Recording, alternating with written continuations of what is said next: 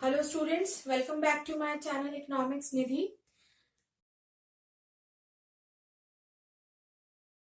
Previous video के अंदर हम लोगों ने एब्सोल्यूट एडवांटेज थ्योरी पढ़ी थी एडम स्मिथ की। इस वीडियो में हम लोग कंपैरेटिव एडवांटेज थ्योरी करने वाले हैं और कंपैरेटिव एडवांटेज थ्योरी करने से पहले मैं आपको थोड़ा सा याद दिला दूं कि एब्सोल्यूट एडवांटेज थ्योरी जब हमने करी थी तो उसमें एक बात थी कि दो नेशन थे वहां पर, यूएस एंड यूके। यूएस को एब्सोल्यूट एडवांटेज किसमें था? US has absolute advantage in wheat and UK has in cloth. Fine. तो इसका मतलब ये है कि दो नेशन, जब दो नेशन जिनके बीच में ट्रेड होने वाला है उनमें से एक को किसी एक कम्युनिटी में एब्सोल्यूट एडवांटेज होता है और दूसरे को दूसरी कम्युनिटी के अंदर एब्सोल्यूट एडवांटेज मिला हुआ है, तो ट्रेड यदि करना है तो एब्सोल्यूट एडवांटेज थ्योरी जो एडम स्मिथ ने दी थी उसके अकॉर्डिंग इजीली हो जाता है। तो ये थ्योरी बहुत अच्छी खासी चल रही थी, कोई प्रॉब्लम नहीं थी। बट प्रॉब्लम कब आई? जब रिकार्डो ने एक क्वेश्चन किया और उनका क्वेश्चन बिल्कुल वाजिब था कि मान लो एक अंडर डेवलप्ड कंट्री है।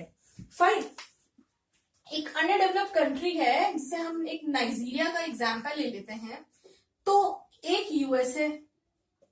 तो यूएस को तो एब्सोल्यूट एडवांटेज मिला हुआ है व्हीट में, और नाइजीरिया जो है उसको ना तो व्हीट में है और ना ही क्लोथ में एब्सोल्यूट एडवांटेज है।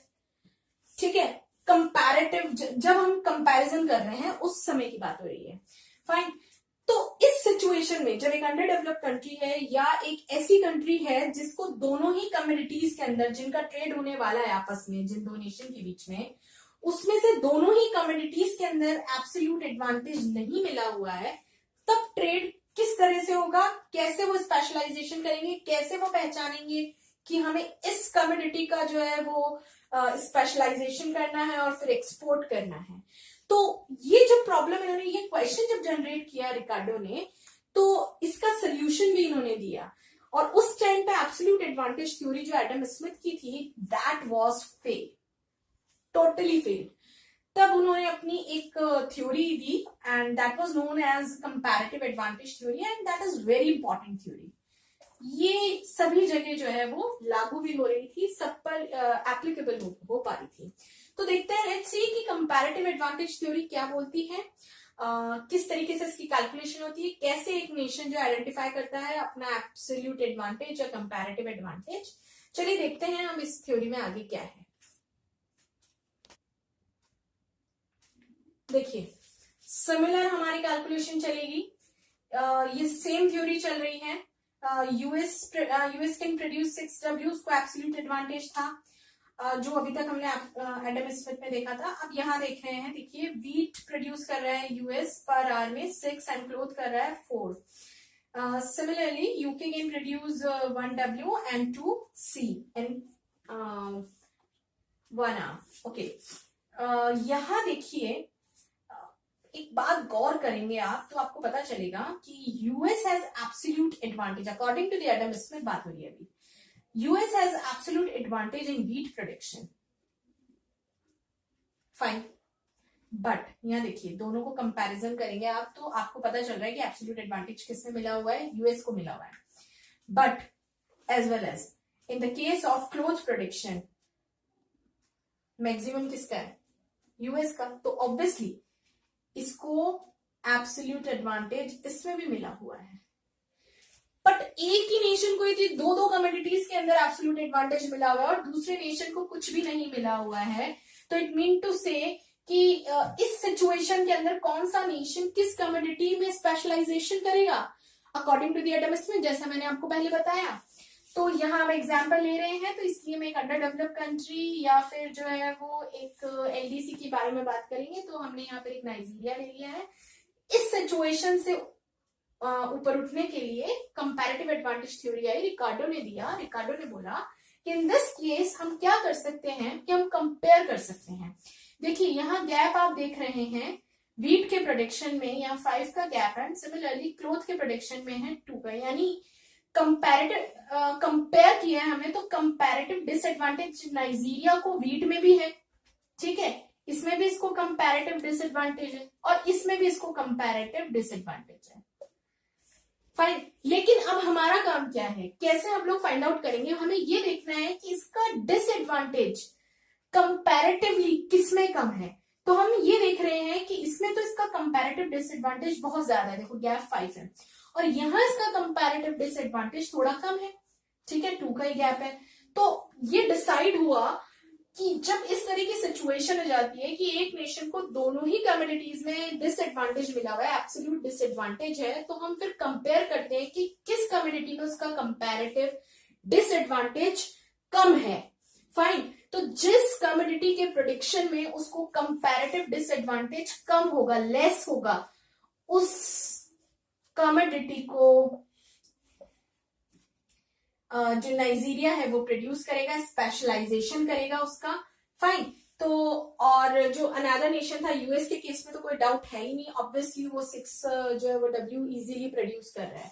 तो अब बात करते हैं कैलकुलेशन की, कि देखिए कैलकुलेशन को आगे बढ़ाते हैं। यहाँ ये डिसाइड हो गया है कि यूएस जो है उसको कंपैरेटिव एडवांटेज किस में मिल गया, तो डब्ल्यू के प्रेडिक्शन में, and Nigeria has comparative advantage in cloth prediction. Fine, जो कि हमने कंपेयर करके निकाला है। फाइन, अब कैलकुलेशन के पार्ट पे आ जाते हैं। ठीक है, US in 1 hour US can produce 6W। Fine, in half an hour US can produce 3W। ये सिमिलर चल रही है कैलकुलेशन, ये W की थी। In 1 hour US can produce 4W। Similarly, half an hour, US can produce 2W. US की domestic demand कितनी है टोटल क्लोथ के लिए, क्योंकि वीट की तो बात ही नहीं हो रही है, ये प्रीवियस वीडियो में हमने बात कर ली थी। तो उसकी, सॉरी ये सी है बेटा, ये गलती से लिखने में आ गया है।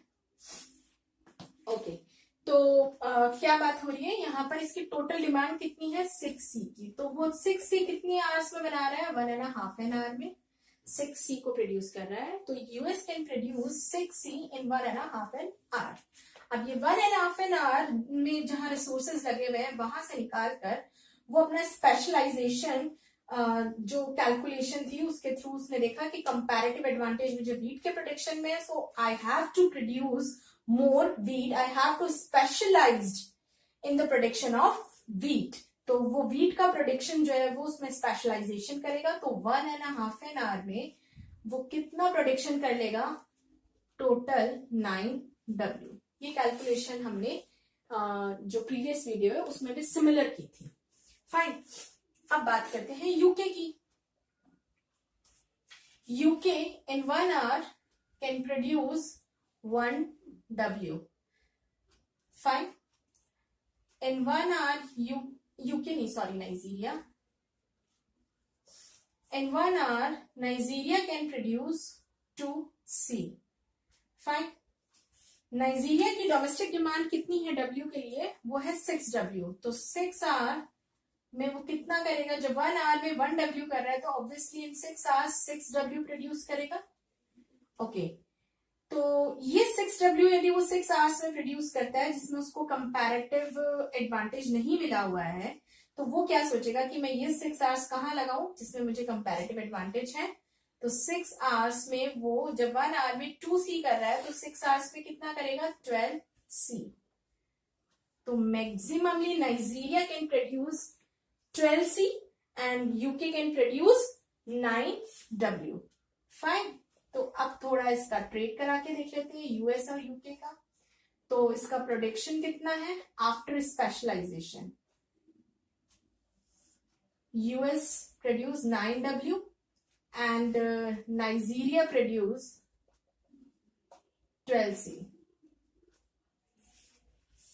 After trade. अब ट्रेड करा रहे हैं हम लोग, तो ट्रेड में देखिए सिमिलरली जो हमने पहले देखा था 6W इक्वल्स टू 6C के लिए हमें ट्रेड कराना है।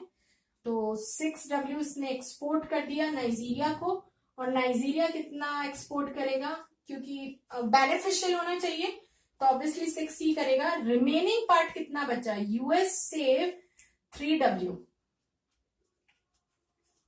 and Nigeria Save 6C. But just because कि फ्री ट्रेड है, थ्योरी बोलती है नो मैटर कि किसको ज्यादा हो रहा है किसको कम हो रहा है, हमें ये दिखना ही नहीं है. 3W mean to say half an hour mean to say 2C. तो हम इसको क्या बोल सकते हैं, और 2C. ये भी हमने प्रीवियस वीडियो में एज इट इज किया था. तो US save 2C where Nigeria save 6C. तो ये फ्री ट्रेड हो रहा है, म्यूचुअली बेनिफिशियल है, जो पूरी रिक्वायरमेंट्स है वो फुलफिल हो रही है यहाँ पर. बट यहाँ पर सिर्फ एक जो कंडीशन थी वो ये चेंज हुई थी कि जब किसी नेशन को दोनों ही कम्युनिटीज में डिसएडवांटेज होता है तब वो कंपेयर करता है दोनों के जो एब्सोल्यूट एडवांटेज है उसको कंपेयर करता है, और जिसमें उसको कंपैरेटिव डिसएडवांटेज कम होता है वो उसी कमोडिटी के प्रोडक्शन में स्पेशलाइजेशन करता है, उसका मैक्सिमम प्रोडक्शन करता है और मैक्सिमम प्रोडक्शन करके उसके बाद में वो ट्रेड कर लेता है. तो यहाँ पर हमने comparative advantage theory that was given by Ricardo, ये हमने इसमें पूरी कंप्लीट की है. आई होप कि ये कंसेप्ट आपको क्लियर होगा और आपको वीडियो पसंद आता है तो आप प्लीज लाइक कीजिए और शेयर कीजिए. तब तक के लिए घर पे रहिए, सेफ रहिए. नमस्कार.